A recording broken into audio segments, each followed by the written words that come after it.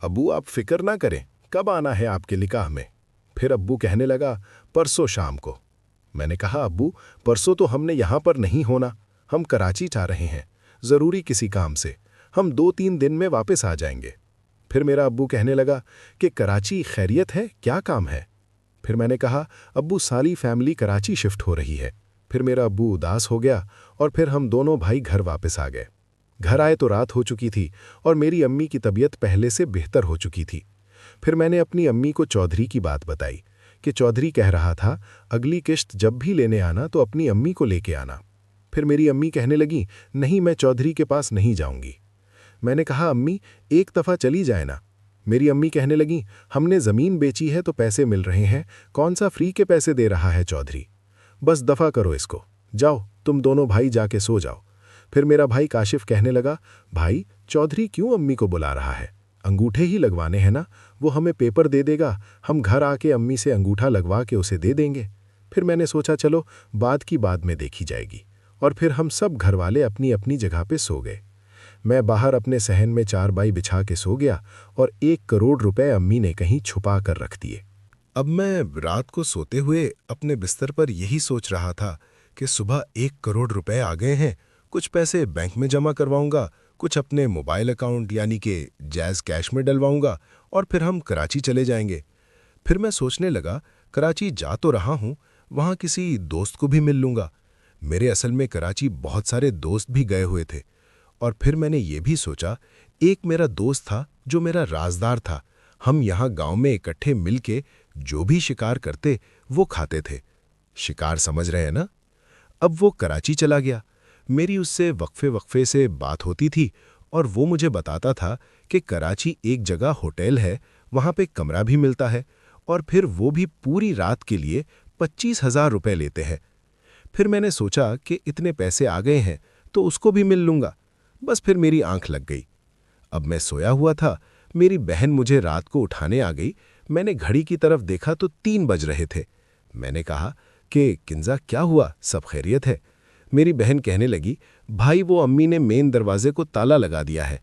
तो मैंने कहा, क्या हो गया, रात के 3 बजे तुम्हें क्या काम पड़ गया? मेरी बहन कहने लगी कि वो पठान बाहर आया हुआ है तो उसको मिलना चाह रही थी, इसलिए जाओ अम्मी के तकिया के नीचे चाबी रखी है, वो ले आओ। मैंने कहा, किंजा तुम्हारा दिमाग खराब तो नहीं हो गया? रात के इस टाइम तुमने उसे बुला लिया और मुझे बताया भी नहीं। और कल तुम बड़ा बोल रही थी, मुझे धमका रही थी कि मैंने अम्मी के साथ देख लिया तो तुम क्या करोगी? अब तुम किस तरह के काम कर रही हो, तुम्हें शर्म नहीं आती? फिर वो कहने लगी, भाई प्लीज मान जाए ना, मुझे आपकी हर शर्त मंजूर है, जो भी आप बोलेंगे मैं करूंगी। जाओ फिलहाल चाबी तो लेके आओ। मैंने कहा, किंजा इसको मिलना जरूरी है, वैसे भी सारा सारा दिन फोन तुम्हारे हाथ में ही होता है, इससे बातें करती रहती हो, अभी भी दिल नहीं भरा? फिर मेरी बहन कहने लगी, भाई अभी इसको बातों के लिए थोड़ा बुलाया, अभी तो मुझे और काम है जो इससे करवाना है। मैंने कहा, अच्छा फिर वो मेरे साथ भी करना पड़ेगा, तभी मैं जाऊंगा और चाबी लेके आऊंगा। मेरी बहन कहने लगी, चलो ठीक है जाओ लेके आओ। फिर मेरी बहन बाहर मेरी चारपारी पर बैठ गई और मैं अंदर अम्मी से चाबी लेने गया।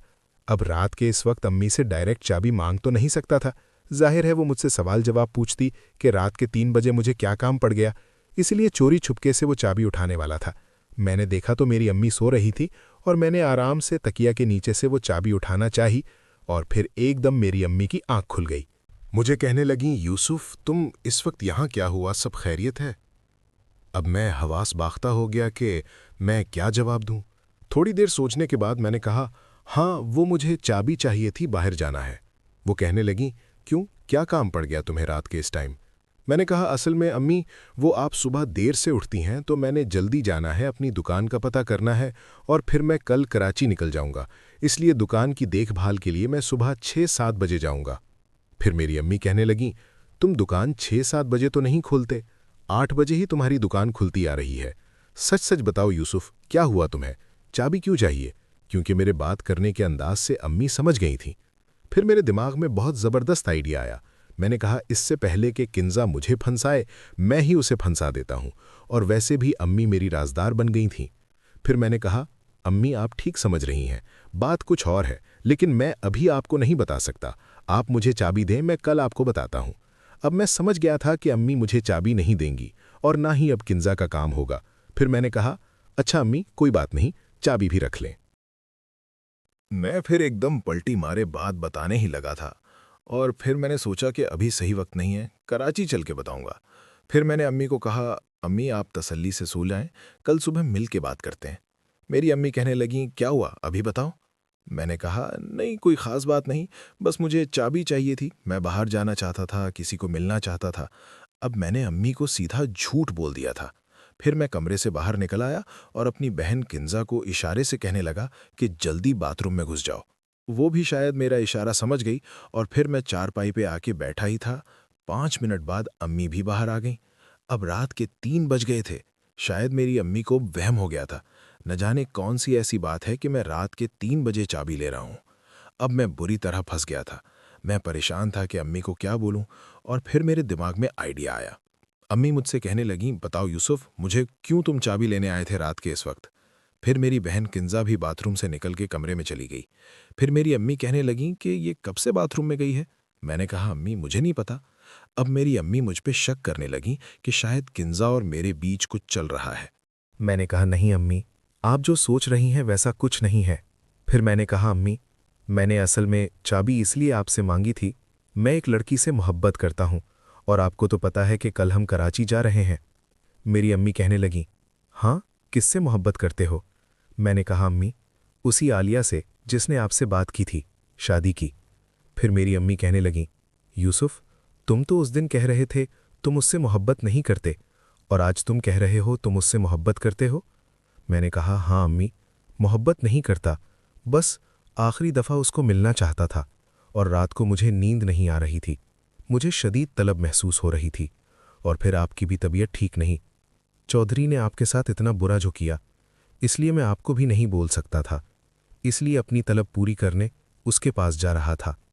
फिर मेरी अम्मी कहने लगी कि उसके पास जा रहे थे, वो क्या बाहर खड़ी हुई है। मैंने कहा, नहीं अम्मी, बस उसकी हवेली जाता, जो भी करता, मेरा दिमाग काम नहीं कर रहा था, इसलिए मैं जा रहा था। फिर मेरी अम्मी कहने लगी, पागल, इतनी सी बात थी तो तुम मुझे पहले ही बता देते, इतना रिस्क लेने की क्या ज़रूरत है। रात के इस वक्त तुम उसके घर जाओगे, और तुम्हें पता है कि हम कितनी बड़ी तैयारी करके बैठे हैं। इस टाइम तुम इस तरह के मसले कर रहे हो, अगर वहां पे तुम्हें कोई पकड़ लेता तो फिर ये सारा हमारा प्लान खराब हो जाता। फिर मैंने कहा, अम्मी बस वो मेरा दिमाग काम नहीं कर रहा था, इसलिए आज फंसते फंसते बच गया। फिर मेरी अम्मी कहने लगी, यूसुफ मैं तुम्हें ऊपर से तो सुकून दे ही सकती हूँ, अंदर फिलहाल नहीं। फिर मेरी अम्मी ने अपना हाथ आहिस्ता से नीचे ले गई, और फिर उस वक्त लेकिन जैसे ही उसको हाथ लगाया, फिर मैंने कहा, अम्मी आप क्या कर रही हैं, अभी नहीं। फिर मेरी अम्मी कहने लगी, अभी खुद ही तो कह रहे थे कि तुमसे कंट्रोल नहीं हो रहा, अब बैठे रहो ना चुपचाप। मुझे अभी ये डर लग रहा था कि किंजा भी अंदर कमरे में सोने गई है, कहीं वो हमें देख न रही हो। फिर मैंने कहा, अम्मी आपके सामने तो किंजा कमरे में अभी अभी गई है, अभी नहीं हम रिस्क ले सकते, हमें कराची चल के यही तो करना है। फिर मेरी अम्मी कहने लगी, हाँ यूसुफ तुम ठीक कह रहे हो, यहाँ पे हम कोई रिस्क नहीं ले सकते। और फिर मेरी अम्मी भी वापस अपनी जगह पे सोने चले गईं, और फिर मैं भी सुकून की नींद सो गया। अब सुबह मेरी आंख खुली तो मेरी बहनें नाश्ता बना रही थी। मैं गया फ्रेश होके और मैंने किंजा को बुलाया। मैंने कहा, किंजा मेरी बात सुनो, रात में तुम भी फंसती फंसती बची और साथ में मुझे भी फंसा रही थी। तुम्हें पता है ना, अम्मी उठ गई थी, मुझे 1000 तरह के सवाल जवाब पूछ रही थी, लेकिन मैंने अभी तुम्हारा नाम नहीं बताया, तो यही कहता हूं कि जब तक हम कराची नहीं जाते उस पठान से मिलना बंद कर दो। वो कहने लगी, भाई वो पठान बहुत जिद कर रहा था मिलने के लिए, मैं तो खुद उसे मना किया कि मैं तुमसे अभी नहीं मिल सकती, लेकिन वो कह रहा है कि एक दफ़ा तो मिल लो, शायद वो प्यासा है। आज रात आप लोग कराची चले जाएंगे तो मैं आज सुकून से उससे मिल लूंगी। मैंने कहा, ऐसा मत करना, अम्मी को शक हो गया है तुम पे, वो आज रात पूरी रात जागती रहेंगी। मैं अब अपनी बहन को झूठ बोल रहा था, बस मैं ये चाहता था कि वो उस पठान से ना मिले और अपनी ख्वाहिश पूरी उससे ना करवाए। फिर मेरी बहन सलमा आई, कहने लगी, भाई आपको अम्मी बुला रही हैं कमरे में। मैंने कहा, अच्छा छोटी चलो मैं आता हूं, और फिर मैं आया, अम्मी के साथ आगे बैठ गया। फिर मेरी अम्मी कहने लगी, आज तुम दोनों भाई कराची चले जाओ, वहां जाके घर का एडवांस दे आना, और फिर अपने कोई काम की सेटिंग भी करके आ जाओ। मैंने कहा, हाँ बस काशिफ उठ गया है, उसको बोलता हूं कि जाए, बस की 2 टिकटें करवाए, और फिर हम आज कराची निकल जाएंगे। फिर मेरी अम्मी कहने लगी, इतनी बड़ी रकम घर पे रखी हुई है, जाके उसको भी बैंक में जमा करवा के आ जाओ दोनों भाई। मैंने कहा, अच्छा ठीक है अम्मी। फिर मेरी छोटी बहन सलमा मेरे पास आई, कहने लगी, भाई आप कराची जा रहे हैं, वहां से क्या लाएंगे? मैंने कहा, अभी कुछ नहीं लाऊंगा, 2 दिन में बस आ जाऊंगा, और वैसे भी हम सब कराची जाने वाले हैं, तो वहां जाके जो भी लेना है सुकून से ले लेना।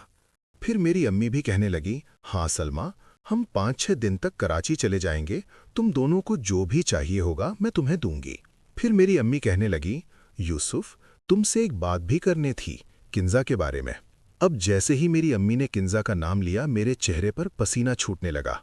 मैंने कहा, क्या बात करनी उसके बारे में? मेरी अम्मी कहने लगी, वो कब से हमारे घर में बैठी हुई है, उसके 2 बच्चे भी हैं, कब तक बैठी रहेगी? कराची चल के कोई अच्छा सा रिश्ता देख के उसकी शादी भी तो करवा दो।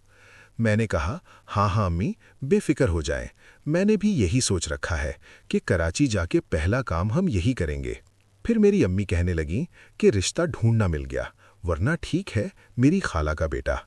अम्मी कह रही थी कि उससे शादी करवा देंगे। मैंने कहा, चले ठीक है अम्मी, कराची चल के कुछ मालूम करते हैं। और फिर मेरी बहन हमारे लिए नाश्ता ले आई, हम सब ने नाश्ता किया। फिर मैंने अपने भाई को साथ लिया, हम दोनों भाई दोबारा बैंक आए, तो वही लड़की सामने रिसेप्शन पर बैठी हुई थी। मुझे देखकर इशारा करने लगी कि मेरे पास आओ, और फिर मैं उठकर उसके पास चला गया। फिर वो कहने लगी, आपने गाड़ी के बारे में क्या सोचा? मैंने कहा, हाँ हाँ, मैं आज कराची जा रहा हूँ, मैंने तुम्हें बताया था कि मैंने वहाँ पे प्रॉपर्टी लेनी है। मैं अभी अपने अकाउंट में 1 करोड़ रुपए जमा कराने आया हूँ। 1 करोड़ का नाम सुनकर उसकी आंखों में चमक उतर आई। फिर वो कहने लगी कि ये पैसे आपके हैं? मैंने कहा, हाँ मेरे हैं, ये तो 1 करोड़ है, 5-6 करोड़ और भी आने हैं। मैंने कहा, अपने बैंक अकाउंट में जाकर जमा करवाऊं? फिर वो कहने लगी, अच्छा सर जाएं, आप अपने अकाउंट में पैसे जमा करवाएं, जब आप फ्री हो जाएंगे तो मुझसे लाजमी मिलके जाइएगा। फिर मैं वापस आया, मैनेजर को कहा, ये कुछ पैसे हैं, मेरे खाते में जमा कर दो, और फिर उसने पैसे ले लिए। तकरीबन 15-20 मिनट में मैं फ्री हो गया, वापस इस लड़की के पास आया। फिर वो लड़की कहने लगी, मैं आपसे मिलना चाहती हूँ, बैंक से बाहर कहीं, होटल या किसी पार्क में। मैं तो पहले ही उससे मिलने के लिए तरस रहा था। मैंने कहा, हाँ हाँ क्यों नहीं, आज ही मिल लेते हैं। फिर वो कहने लगी, दोपहर के खाने के टाइम कुछ मुझे ब्रेक मिलता है 1 घंटे का, मैं बाहर आ जाऊंगी, यहाँ करीब ही एक होटल है, वहाँ बैठकर बात करते हैं। मैंने कहा, चलो ठीक है, फिलहाल मैं बैंक से जा रहा हूँ। मैं बैंक से बाहर तो निकल आया, लेकिन मेरे लिए एक मसला बन गया था, क्योंकि शहर मेरे घर से थोड़ा दूर था। अब मैं दोपहर तक यही टाइम ज़ाया करने वाला था। फिर मैंने कहा, काशिफ तू बाइक लेके घर जा, मैं अभी नहीं जा रहा, मैं बाल कटवा लूंगा और फिर मुझे आके बाद में ले जाना, तो मैं फ़ोन कर दूंगा। मेरा भाई कहने लगा, ठीक है, और फिर मैं अच्छे से हेयर ड्रेसर की शॉप पे चला गया। मैंने जाके वहां से बाल बनवाए और फिर फ्रेश होके मैं बाहर आया। तब तक 1 भी बज चुका था, और फिर मैं उस रुखसाना के बताए हुए होटल पे जाके बैठ गया।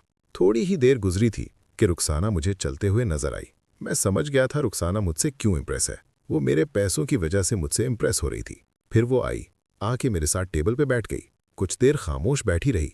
मैंने कहा, हाँ रुखसाना, क्यों बुलाया मुझे? फिर वो कहने लगी, असल में बात यह है कि तुम्हें शायद पता नहीं कि हमें टारगेट मिलता है, और मैंने अपना टारगेट कंप्लीट नहीं किया। अगर मैंने अपना टारगेट कंप्लीट ना किया तो मुझे नौकरी से निकाल देंगे। प्लीज तुम एक गाड़ी मुझसे ले लो लोन पे।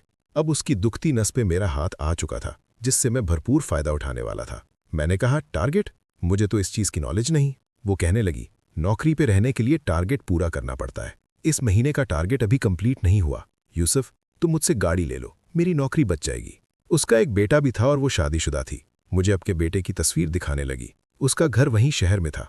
फिर मैंने कहा, रुखसाना जी अभी तो मैं गाड़ी नहीं ले सकता, अभी जाऊंगा मैं घर लूंगा, उसके बाद अपना कारोबार सेट करूंगा, उसके बाद गाड़ी लूंगा। फिर वो कहने लगी, गाड़ी तो आपने लेनी ही है ना, पहले गाड़ी ले लें। मैंने कहा, नहीं मैं गाड़ी नहीं ले सकता। उसकी मजबूरी से फायदा उठाना चाहता था। मैं ये चाह रहा था वो खुद मुझे ऑफर करे, और फिर हुआ भी यही। काफ़ी देर इसरार करने के बाद उसने कहा, यूसुफ आप मुझसे गाड़ी ले लें, इसके बदले में आप जो भी बोलेंगे मुझे मंजूर है। मैंने कहा, मतलब? रुखसाना बोली, मैं तुम्हें वो कह रही हूँ, अब समझ जाइए मैं क्या कहना चाहती हूँ। फिर मैंने कहा, अच्छा मैं समझ गया हूँ। फिर वो कहने लगी, आज ही आप गाड़ी के पेपर साइन कर लें, वैसे भी गाड़ी आने में हफ्ता लग ही जाएगा। मैंने कहा, अच्छा आज तो नहीं, मुश्किल है। फिर वो कहने लगी, अभी आप चाहे मुझे ले जाएं, मैं आपके साथ जाने के लिए तैयार हूँ। फिर वो कहने लगी, मैं आपको जन्नत को सैर करवाऊंगी। जैसे ही उसने अपनी ज़बान से ये लफ्ज़ बोले, मेरा तो दिमाग ही ख़राब हो गया। मैंने कहा, चलो ठीक है, अभी चलते हैं। फिर मैंने उससे पूछा कि यहाँ होटल कौन सा है जहाँ पे हमें रूम मिल जाए। फिर वो बताने लगी करीब एक होटल था, शायद उसे इस चीज़ का तजुर्बा था। शायद वो किसी और के साथ भी उस होटल में जा चुकी थी। मैंने कहा देख लेना वो होटल अच्छा हो, ऐसा ना हो कि कहीं उस पर कोई छापा पड़ जाए। उसने कहा नहीं, वो होटल बहुत अच्छा है और वहाँ पे अक्सर अमीर आते हैं, उस होटल पे ऐसा काम नहीं होता। फिर मुझे याद आया मेरे पास तो बाइक भी नहीं, वो मेरा भाई ले गया था। मैंने कहा मेरे पास कन्वींस नहीं है। फिर वो कहने लगी तुम फिक्र मत करो। उसने नेट से ऊबर की कार मंगवाई और फिर हम उस कार में बैठ के उस होटल पे आ गए। फिर उसने कहा यूसुफ साहब, अभी मैं आपको जन्नत की सैर करवाती हूँ, यहाँ चल के आप कार के पेपर साइन कर लीजिएगा और फिर मुझे कुछ शॉपिंग के पैसे भी दीजिएगा। फिर मैंने कहा चलो ठीक है, कोई बात नहीं, मैं कर लेता हूँ। और फिर हमने होटल से एक रूम बुक करवाया और फिर हमने रूम की चाबी भी ली दोनों। फिर हम उस रूम में आ गए। आके बैठने ही लगा था कि दोस्तों, इस कहानी की अगली किस्त देखने के लिए इस चैनल को सब्सक्राइब कर लें और बेल के आइकन को क्लिक कर लें ताकि नई आने वाली किस्त आपको जल्द अज जल्द मिल सके। शुक्रिया।